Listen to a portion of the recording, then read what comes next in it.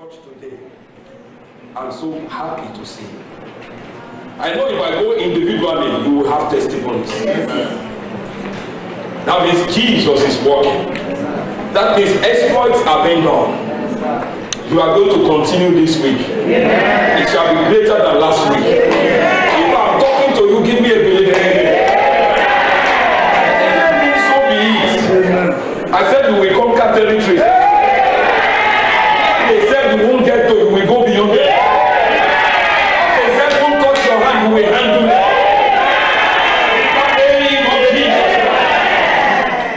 Is the Lord of breakthrough. You will break through this week. Whatever has limited you, you will break through. In the name of Jesus. Whatever has contained you, you will break forth. God will enhance and expand your growth. In the name of Jesus. With great joy, once again, I want to welcome you again and again to the month of unending exploits. Your appointed season of great accomplishment. Amen. Your territory conquering advancement month. Amen. See, in the area you conquer may be health, it may be immigration, it may be finance, it may be spouse, it may be children, but will be conquered. Amen. In the name of Jesus. Amen. Because I'm looking at overcomers this morning. Looking at the faces of those who will come overcome the challenges of life. There is no quitter. The quitters didn't come today. I'm so glad no quitter is here. Aren't you glad you are among the winners? Didn't the Bible say iron sharpens iron? So if you company with winners, you will be a winner. Hallelujah. I like meeting with winners every Sunday. Hallelujah. This month, we said, and I re-emphasize it, God is bringing you from the valleys and the low places of life into your mountain-top experience. See, it doesn't matter where yesterday left you. It's where God is going to live there, put you today that matters. And God, this Jesus, never leaves a man the same way he met him. There was not one encounter in the world, Matthew, Mark, Luke, and John, where Jesus met somebody and left them the same. He's a lifter up of men. He said, if I've been lifted up, has he been lifted up? Yes. What did he say he will do? He said, he will draw all men up, not down. Your God is a lifter of men. And of course, women too. So don't say you are exalting men. Because I know the language nowadays is people kind. But we go with Bible kind.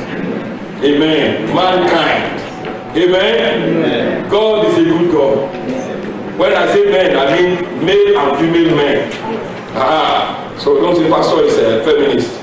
Amen. Hallelujah. I am on the side of God. God said mankind, so I say mankind. Amen. Hallelujah. Hallelujah. Your colorful destinies are imagined.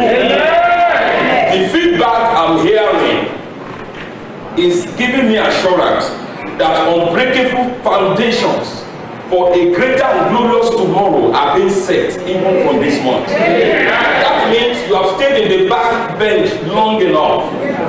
God is putting the spotlight on you. You are coming to the front. People are beginning to notice you. In the name of Jesus. And you will be at the pressure of being noticed. Not to be under the stage like it has pressure. Because you do anything wrong, it's there. But the Holy Ghost is helping you. You will do it right. In the name of Jesus.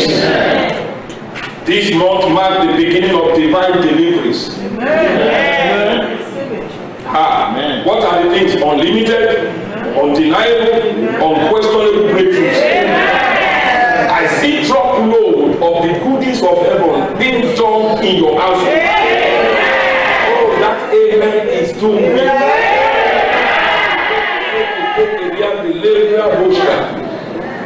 Well, enough said and done. Daniel 11:32. That's our foundational scripture. I'm going to zero in on the B part for this month.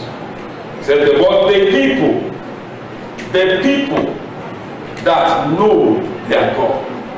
The people, there are two groups of people being spoken of here. The first is verse starts with those who, he said, I can say the people who do wickedly or did not honor the covenant. He said, they are somewhere. But there is another people that honors the covenant. They know the God that made the covenant.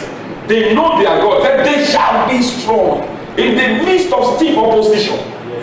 They shall be strong and they will advance forcefully. They will do great exploits. Are you among those people? Yes, sir.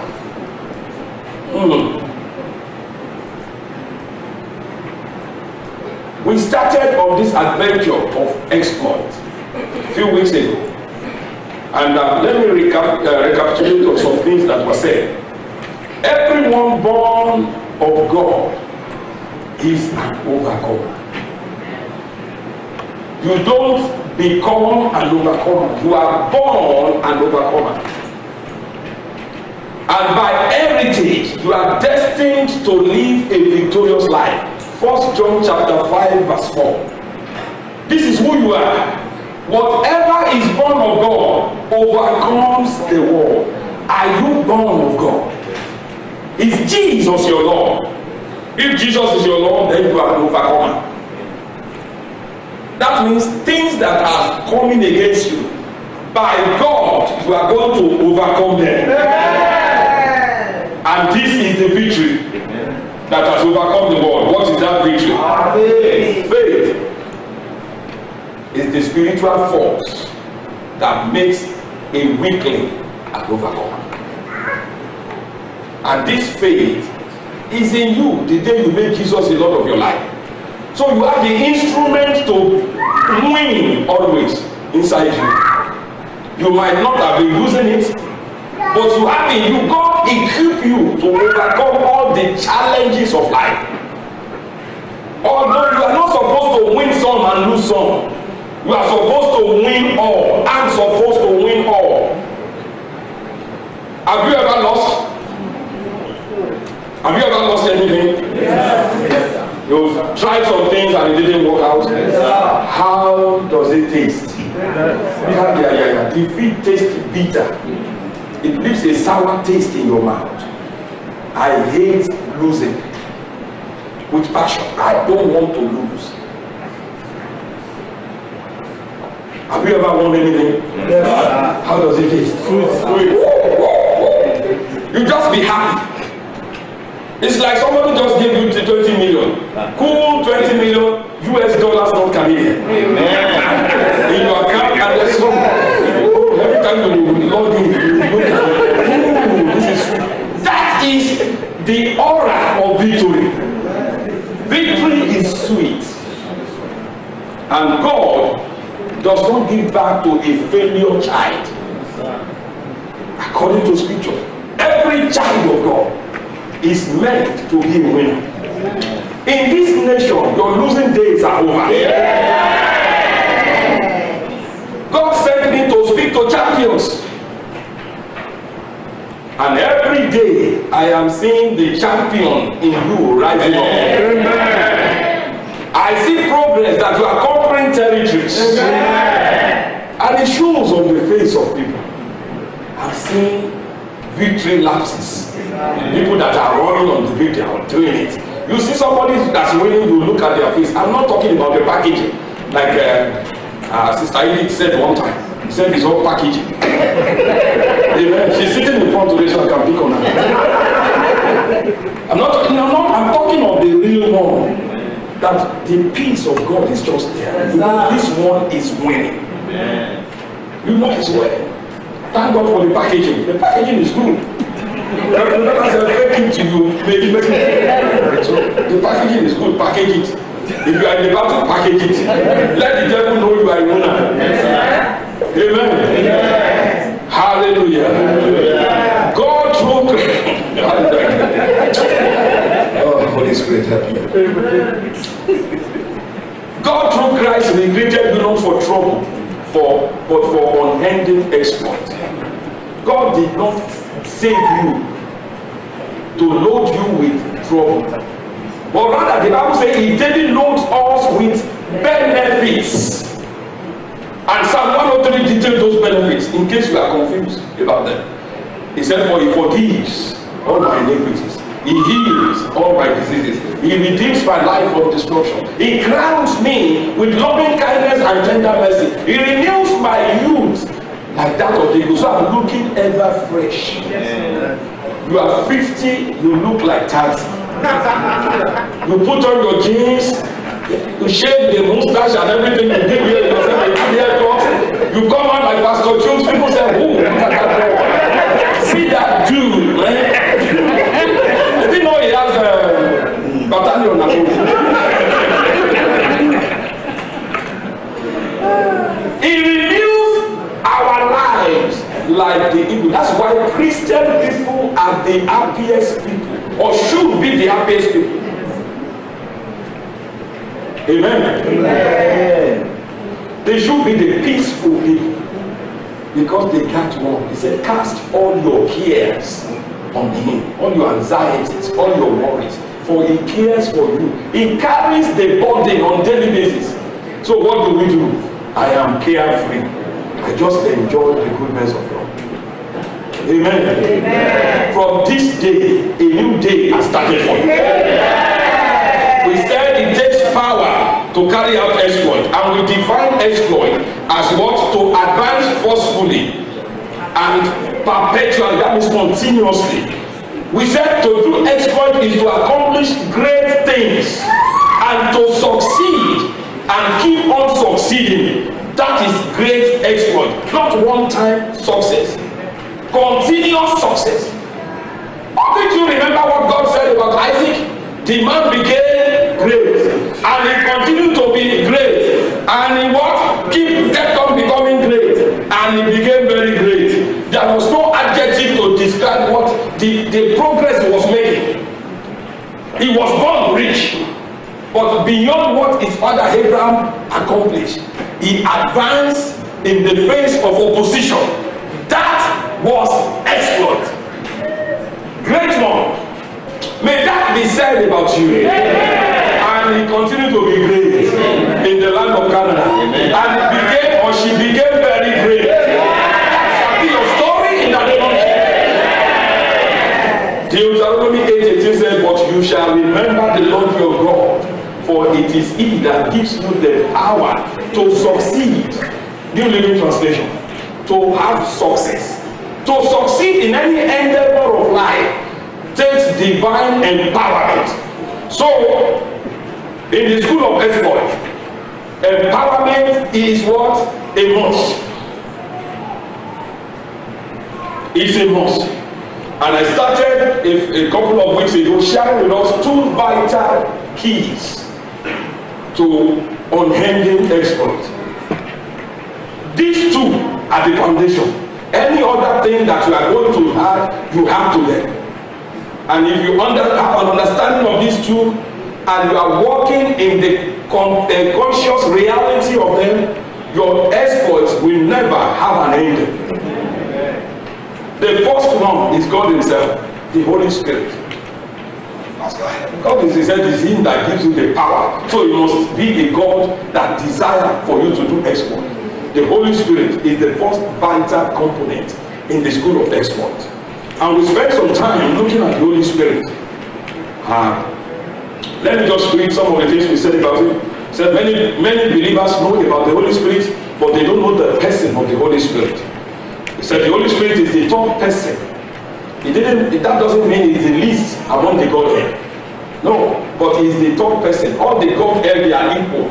The Father, the Son, the Holy Ghost, they are equal. They all have the same attributes. Amen. The Holy Spirit is the CEO, Chief Executive Officer of God's program on the earth today. He's the CEO. He is behind every exploit in the kingdom of God. Nothing moves without his involvement. I call him the MEO, motivator, energizer, and operator. He's the one that does the heavy lifting. There's nothing God wants, even to raise Jesus from the dead. The Spirit of God, the glory of God, raised him up. He is the mover. In the creation of the universe, it was the Holy Ghost. In the birth of the church, it was the Holy Ghost. There is nothing that will happen on this earth from the program, divine program, that will not come through the hand of the Holy Ghost. Amen. Amen. Many identify the Holy Spirit with tongues and tongues alone. Yeah, I got the Holy Ghost, I can speak in tongues. No. The Bible emphasizes the power. The tongue is just the physical evidence. The power is the resident proof. So if the Holy Spirit is in you and is on you, because there is a spirit in you and then there is a spirit on you. Salvation puts the spirit in you. Baptism puts the spirit on you. Amen. Amen. If it's in both places, the power is there. When a believer knows the Holy Spirit, it becomes easy walking with God. I've said it many times. I can't imagine living without the Holy Spirit. It turns me on. There's nothing I can't discuss with him, and there's nothing that will say, oh, no, don't do. Whether to eat rice or salad, you can discuss with the Holy Ghost. He knows the one you should eat, and he has agents around me. I make sure I don't eat all of them. The agents are there. Amen. What clothes to wear? What shoe? What makeup? What kind of makeup? See, the Holy Spirit, ladies, can I talk to you? Yes. Start with the Holy Spirit. Ask him what brand of makeup should you use. He made your skin. He knows the one that matches your skin. Whether it's Mary Kay or which one it is. Pastor, help me out. Mark it. Okay. There was a day, can't be on here. I don't know, I was sleeping, I just woke up and I saw Pastor, I'm not throw her here now. She has apron on and some brooch and stuff. I said, is this woman going to go? And she was in front of the mirror and I said, what is this? So they have what they tie now, because I never forget that video. I said, wow. So this thing is a serious thing. Different kind of brushes and pencils and erasers and stuff.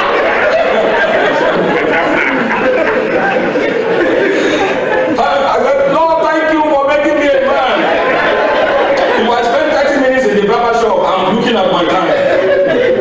I can dress up in 15 minutes. Maybe, I don't think any ladies here can do that. 15 minutes, just ready. Like an hour. Wow. 2 hours. Wow. Thank God for women. God did extra job. Oh, that was what Adam said. Wow! Wow! Thank God for our women. Heaven is going to be a beautiful place. I don't know whether there will be that apron and stuff. You won't need it there. Amen. Everybody will just be looking good. Hallelujah. The Holy Spirit is the person no Christian can do without. You can't run your Christian race successfully without the Holy Spirit. Because he knows a lot that you and I don't know. He's the one that no other experience can substitute. Knowing the Holy Spirit is not optional, brothers and sisters. If we truly desire to carry out great exploits, then we must know Him. We must walk with Him. We must be conscious of Him. There are things I know that I cannot tell you how I know. I just know them about your lives. It's called the word of knowledge. I just know. Because it tells me inside, I call it inside information. I just know. You too can just know. Amen. Amen. Hallelujah. Hallelujah. Sister Paula is trying to avoid my hand because I said I know. I know. Amen. And I'm not ashamed that I know. Because he tells me. He said he will tell you the future. Things to come. Jesus said the Holy Spirit will tell you about things to come. Yeah, that's his job. Hallelujah. Hallelujah. He is this, the Holy Spirit supplies the stamina, the enduring ability to run the race of life and obtain the prize. He keeps you on the track to the very end. So that you can say like Paul, I have finished my course. I have gotten there. Now the crown I'm ready to receive. He said, I have kept the faith. He did that by the Holy Spirit. Amen. Amen. We also said he is the God seed of power in a believer. Is the seed. God put his power in you in seed form. He put it there in the spirit. So the same power that with which God created the universe, the same power with which he raised up Jesus from the dead is in you. But it's in seed form. What you now do with it determines whether you will manifest as a child of God that the creation is waiting for, or we will continue to work with the weak elements of the world. That shall not be our story in the name of Jesus. When you are baptized in the Holy Spirit, that's the Spirit upon you. This seed of power is planted on your inside. Jesus looked at the disciples that got born again, that he already breathed on them, they received the Holy Spirit, they are new person. But he now told them, he said, stay in town, don't leave town, until the power comes. And the power will come when the Holy Spirit comes upon you. Then you can step out.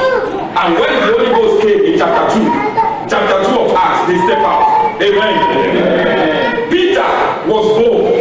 The first set of people he won was 3,000 people. The one that couldn't talk to a maid. Amen. The Holy Ghost is the most valuable asset you and I will ever have. Not the houses, not the cars. The Holy Spirit is the most valuable, is your most valuable asset. If anybody takes everything you have, as long as they didn't lock your mouth and they leave your Bible with you, you can get back everything. By the power that's in you, you can get them back. Amen. Hallelujah. Hallelujah. We spoke about his ministry. We looked at 10 things under the ministry of the Holy Spirit. Number 1, we said he's a comforter. Number 2, we said he fulfills vision. There is no vision that can become reality without the Holy Spirit. Number 3, we said he's the spirit of wisdom. Not the wisdom that they learn in academics institutions. This wisdom that's from above. The kind that Joseph demonstrated, the kind that Daniel demonstrated, the kind that Jesus demonstrated, and his people said, where has this guy got this kind of wisdom? That these great things are happening to his hand. That kind of wisdom that confuses the world. Number 4, we said he is our teacher in all things. Number 5, we said the Holy Spirit is the giver of life to our physical bodies. He keeps this body working so that you can complete your assignment here. Doesn't let the body break down. Number 6, we said he guides us into all truth. The basic question of life is, what is the truth? And nobody can know the truth or walk in the truth without the Holy Ghost, because it's the spirit of truth. Amen. Amen. Number 7, we said is the instrument of change. Nobody can change, have another direction or a change of mindset without the Holy Ghost. He said he will convict the world of sin and of righteousness and of judgment when he comes. John chapter 16. Amen. Amen. He's a prayer warrior. He's our intercessor. He prays for you. For Romans 8:6, for the Spirit help us in our weaknesses. For we don't know what to pray for as we ought. But he makes intercession for the saints according to the will of God. He prays for you. And that's why one of the greatest gifts that we have as believers is the ability to pray in the Holy Ghost. Not in English, not in your own local language. That you can pray by the Spirit. The Amplified Bible said, if I pray in tongues, by the Holy Spirit, by my Spirit, praise. Amen. Amen. It is the oil of joy. Oil of joy. Psalm 45 verse 7 said, because you love righteousness, hated wickedness, the Lord your God has anointed you with the oil of joy above your fellows. And we know that Nehemiah 8:10 said, the joy of the Lord is strength. And the Bible said, he that God sent was given the Holy Spirit without measure, because he speaks the word of God. I think that's John chapter 3:34. Said, because God, Jesus never uttered any word of himself. He said, I never say anything of my own, but as my Father, what I hear my Father say, as the Father speaks, so I judge. And because he never uttered his own opinion under any circumstances, he was always speaking what the Father says. He walked in the limitless measure of the Holy Ghost. Because every time he opened his mouth, it was the Holy Spirit speaking. You and I, you want power? Stop looking for power. Start putting power in your mouth. This is power. We can walk in power if we measure and contain what we say. Speak only what the word of God says, and you will see power flowing in you. Amen. Amen. He is also, we said, the conveyor of the love of God. We saw this morning where Jesus said, this is my command. He didn't say, these are my commands. He said, only one. We will think it should be easy. Moses gave how many? 10. Thou shalt not do this, thou shalt not do that. So some churches, they become churches of thou shalt not. No headgear, no this, no makeup, no lipstick, no deodorant. No skirt, no short skirt, no long pants. We just count rules.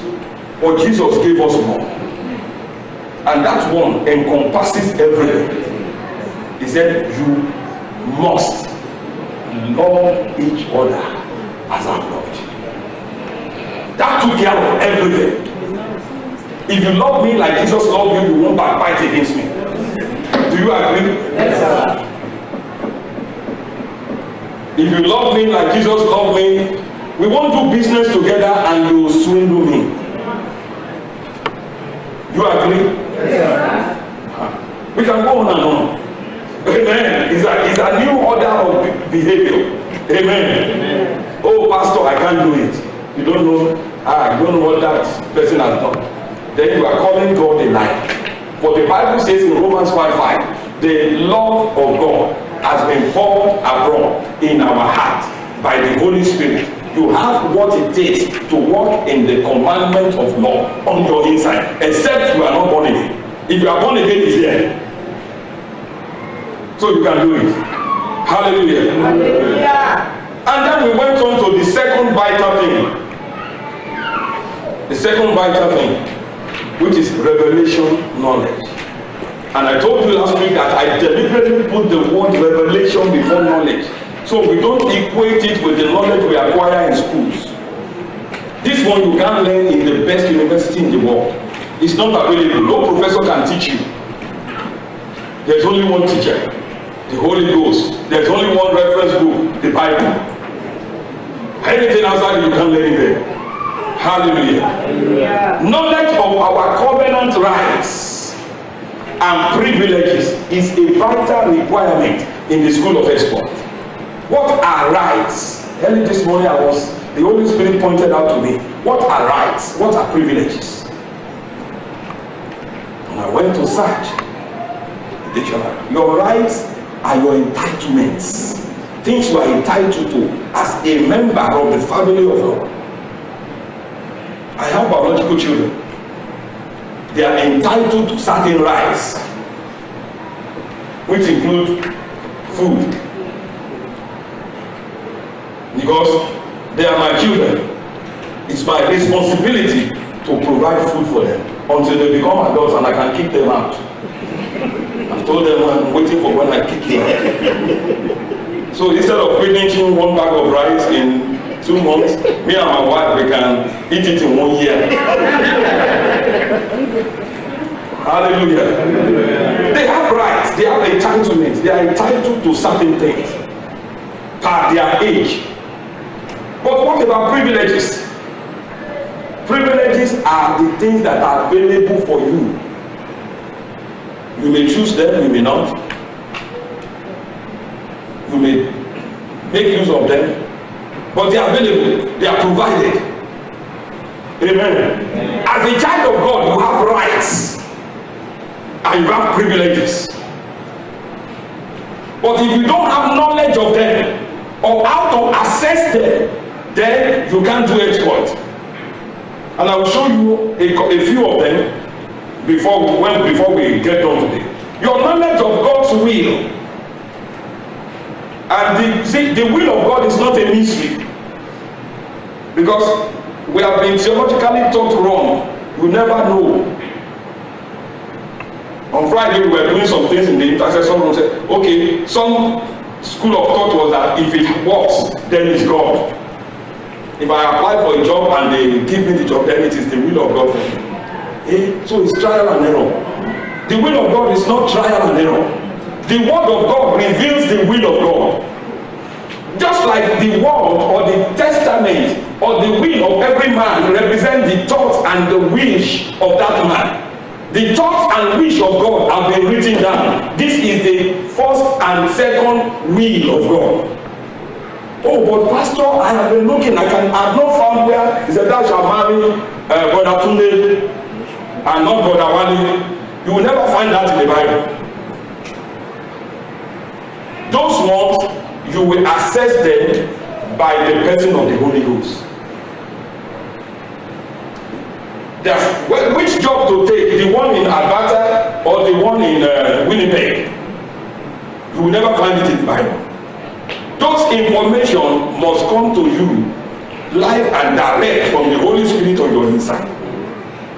But there are some that are already written down. Should you go to church on Sunday? It's already written down. Should you pay tithe? It's already written down. So if you are not asking your Lord, is it your will for me to pay tithe? He will say, read the book. Amen. Should you pray? It's already there. Some things, some basic fundamental things are already written. It makes certain wills know. Is it God's will for you to be healed? It's already there. So if you're going to say, Lord, heal me if it's your will, that person will die. Because the will is already there. He already told you his wish. We just need to believe it, to receive it, and walk in it. But certain ones you get from the Holy Ghost because they have to do with particular things in your life. They are not general things. Should I live in Canada? Yeah, you gotta ask him. Maybe he wants you in Russia. And God help you. Hallelujah. Yeah. So, the knowledge of God's will determines your level of exploit in life.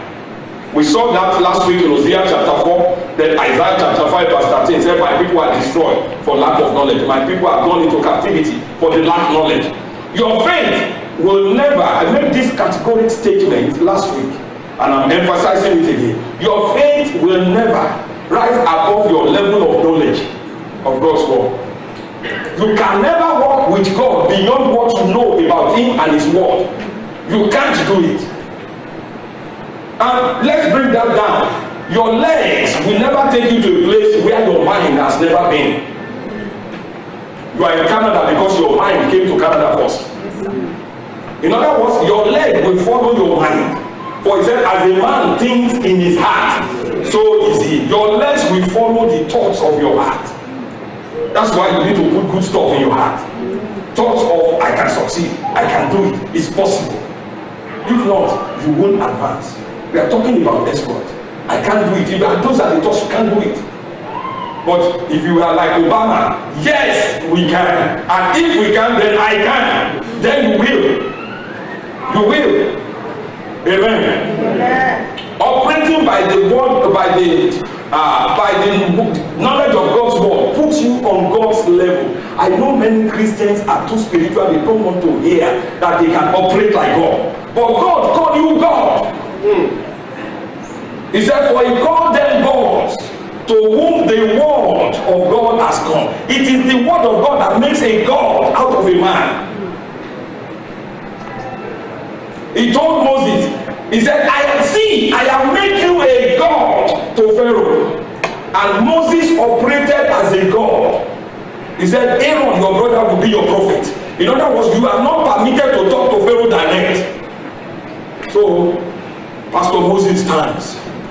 He wants to talk to Pharaoh. Pharaoh is on the throne like taking one. So Pastor Moses will speak to Prophet Aaron. Tell him to let my people go. Prophet Aaron he said, let my people go. Now, why did God do that? God has to match the mindset of Moses. The Egyptians regarded Pharaoh as a god. And you can't go and talk to a god. So, God has to change his mindset and see, I have put you above Pharaoh. No, they call him a god, but you are a superior god. And superior god don't talk to lower god. They send emissaries. And that was what gave Moses the boldness. Because until God told him, see, I have made you a god, he was making an excuse not to go. But the moment he saw what God said, he said, wow. So Pharaoh is under me. Let's go. If you see that situation as below you, you will speak to it and it will honor your voice. Amen. Amen. So you can operate on the level of God, get godly results with the knowledge of the word of God. In the book of Job, he said, if you pray for somebody, that person will be delivered by the cleanliness of your hand. Didn't Jesus tell them, whose sin you forgive is forgiven, whose sin you retain is retained? It's only God that can forgive sin. That was what they wanted to stone Jesus about. But Jesus turned to his disciples. He said, anybody's sin you retain, that person cannot escape hell. But if you say your sins are forgiven, that person will make heaven. In other words, he has turned us to gods because we believe in him. Small g, not capital G. And we can operate based on the knowledge of the word. And that is what it will take for you to get to the place God wants you to get to in this nation. Because the devil will oppose you all the way. But it will take God on your inside to walk into freedom like Moses led the Israelites. I see Red Sea parting for you. I see River Jordan parting for you. I see the walls of Jericho coming down in your presence. Hallelujah. Hallelujah. Hallelujah. Hallelujah. What are the rights and privileges that we have? Let me just mention a few. This is not exclusive. This is not all. The blessing. God will give me the grace one day to talk about the blessing. The blessing is also called the anointing. It is the power with which God created the heavens and the earth. And by reason of your faith in Christ Jesus, the blessing is on you. It's your right. Galatians chapter 3, 13 to 14. I say help me. Galatians 3, 13 to 14. Hallelujah. He said, Christ has redeemed us from the curse of the law, having become a curse for us, for it is written. Please, let's stay with the King James. So I'm not quoting something and something else is showing up. For it is written, cursed is everyone that hangeth on a tree. Verse 14. That the blessing, the blessing, not a blessing. The blessing, there is what is called the blessing. The blessing of Abraham, or the empowerment that God put on Abraham, might come upon us, the Gentiles, who are now in Christ Jesus, so that we might receive everything the Holy Ghost promised Abraham. So shall I see thee. I will bless you and make you a blessing, so that we might be blessed and become a blessing. So we have the right to the blessing. You have the right not only to be blessed, but to be a blesser. The one that conveys happiness and joy on others. That's what the Amplified Bible says. You have within you the ability to wipe off these tears on people's faces. They are crying, oh, I don't know. They say, oh, wait. How much is it? $500. See me in 30 minutes. And they say, really? But you don't know me. Oh, it doesn't matter. God sent me to take care of it. Amen. May that be your story from now on. Verse 29. Verse 29. Galatians 3:29. Let me show you who you are. If you be Christ, and do you belong to Jesus? Yes, he said, then you are Abraham's seed. Yes. You are the inheritor of the promise. It's your right. It's your heritage. Amen. Secondly, what about soundness of the body? Because if you listen to the TV, you will doubt whether you can make it to 70. They will tell you average lifespan is reducing every day. But the one I saw in Genesis chapter 6 verse 3 has not changed since when I found it. Said, my spirit shall no longer dwell in man forever, for he is also flesh. But his days shall be what? Every time I open my Bible, it doesn't reduce. The one on TV may reduce, but this one of God, this right, I have the right to live a full life here. I have the right, a God-given right, a Bible-given right, a Jesus-approved right to live to be 120. And I'm not going to let loose of my right. It is my inheritance. You may not want to be lived that long, but I am going to go all the way. Unless Jesus comes before that time. And when I'm 80, I will still be jumping around. I will not see my son and say, who is your mother? So, you see, Satan lied. See, the human brain gets better, stronger with age. But Satan has lied to the world that when you are aging, you begin to lose your memory. It's not supposed to be so. Scientifically, it's not right. Biblically, it's not sound. Moses was 120. His eyes were not dim and his natural forces were not reduced. He was still climbing mountain at 100 years. How many people can do it nowadays? You're already working with a worker at 50. Yeah? And your children are calling you old man at 45. No child of man will call me old man at 100. Because I will tell them let's race. 100 meters, I will still test them. Amen. Abraham at 90 something. The Bible said in Genesis chapter 18, he saw 3 men and he ran. 98-year-old man running. What are you talking about? He was still productive. At 135, he was still having babies, doing the Christmas ceremony. Amen. Let's latch on to your heritage. These are your rights. If you don't take hold of them, the devil will rob you dry. Don't join them to think in 70 years. 70 years is only meant for the people in the wilderness. That's the Psalm 90 was not written by David. It was written by Moses. When they were in the wilderness, when God said none of them will survive from 20 years and above. It's not the lifespan of a man.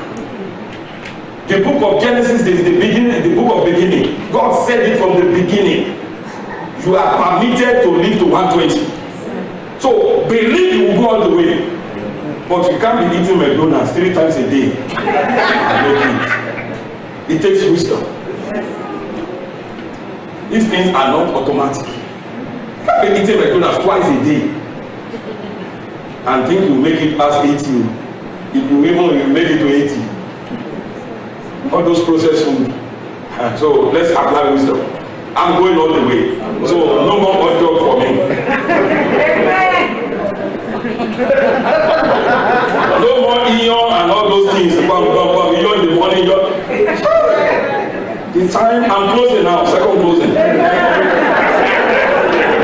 You see, when I was still chasing pastor, in those days at the university, I have a friend that we were, drinking around together, useless colleague. We just wake up looking for where it's happening. If it's not happening, we invite ourselves and make it happen. So they are from the same town. I won't tell you the town. If you Google it, may not show up on the map. So there's no point in me telling you. So I said, friend, let's go babe. Let's go to the town now. So it was Christmas time. So I told my parents, don't do that. So I said, I'm in school doing some studies.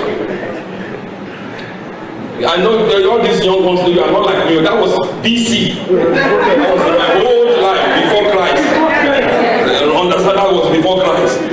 And we got there. Oh, I saw the mom, I saw the dad. But what amused me, I'm from Ijebu. I'm from a part of Nigeria where the food they eat there was strange to us. And in the morning, we went there, they gave me their local food, in the morning.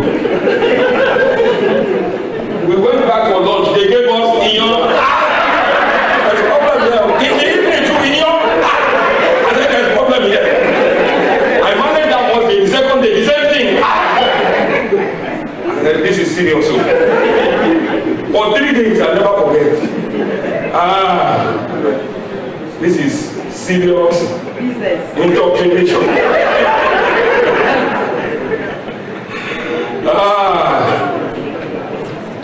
Well, why did I say that? We cannot be eating those things and live healthy. Go for healthy foods. You need to see a dietitian, see a dietitian. Wisdom is profitable for direction. Check your blood pressure. How many of us know what our blood pressure range is? Have you checked your sugar level, your cholesterol level? Some of the people that die in Africa, they are not killed by witches and wizards. They are killed by ignorance and lack of knowledge. They give you rice, you are putting salt. Shaka, shaka, shaka. It doesn't taste good. You shaka, shaka, shaka it. You don't know your high blood pressure, you are diabetic, you don't know you are hypertensive, you don't know, and you keep putting salt. So one day the body just quit. And they say, oh, but he was talking 2 hours ago. Doesn't make a difference. You cannot be abusing your body every time and think the body will keep on taking it. You are overdosing on salt. It's not only drugs people overdose, you can overdose on salt. So let's be wise. Go for a complete checkup. I did it when I turned 50. Complete, they check everything. Let them check everything. If there is a problem, you know what to face. You know the adjustment to make. Because you want to live to be 120. Amen.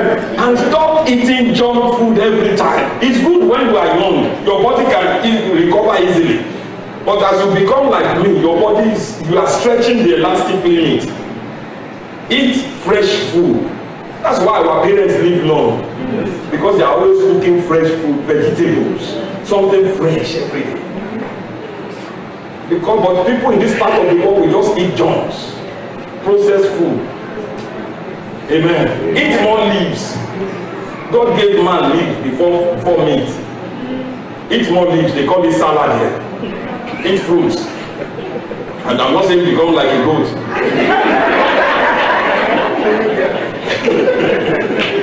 I have to learn how to eat salad. I'm going to end there, but I think some of us need to hear this. Because the church is growing. And as the age of the members grow, these informations are important. What you are doing when you are 20, you cannot be eating like that now. And for those of us who still drink, stop it. Because it weakens your liver. Those of us who smoke, stop it. It's destroying your lungs. Those things are important. Prayer will not take their place. Because by the time you are 40 and above, the body begins to show different kind of signals.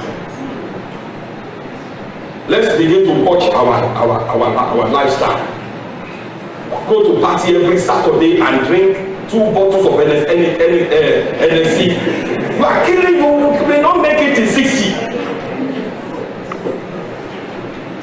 I say I'm having a good time. Many of my mates are dead now. I'm alive because I became a Christian. Simple. I will have been dead, forgotten. He knows. Because every day you have to consume at least 4 or 5 bottles of alcohol at the clubhouse. And they will have buried one and move on with life. It's all nonsense. There's no life. Let's stop it. Let's apply wisdom.